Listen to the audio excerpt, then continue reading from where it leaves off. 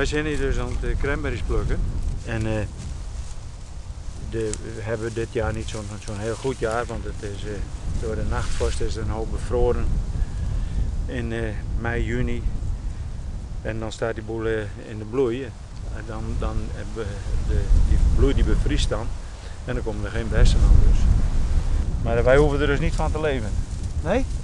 Wij hebben dus, dit is meer als hobby, omdat we dit al heel lang doen.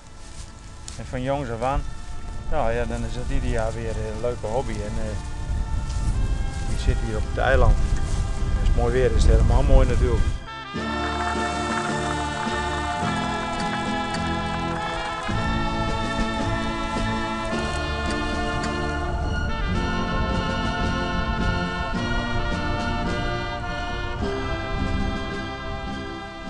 Even een pauze?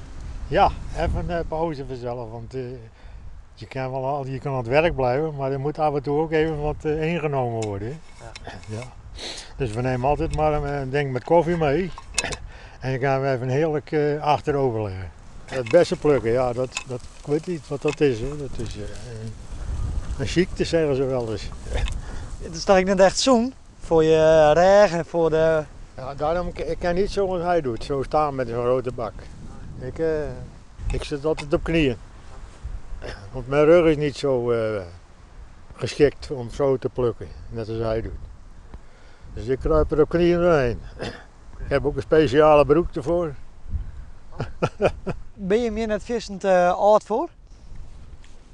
Aanspoelt? Nee, we ook te oud zijn ervoor. Oh, te oud?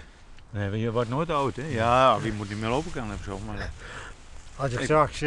Als ik met een rollator loop, dan denk ik niet dat ik dan weer in het Bessenveld kom. Hoor. Nee. Dan wordt het moeilijk. Maar ja, zolang je nog een beetje lopen kan en bukken, nou, dan gaan we heen. Ik ben nu 75, dus.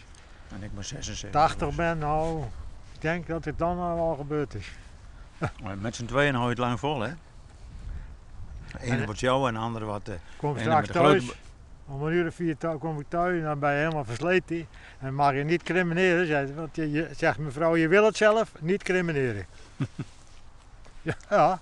Ja, hij is een strenge vrouw. Ja. Dus voor mij vindt het wel goed. Oké. Die smerige rotbessen, zeggen ze dan. Ja, ze moeten er toch af.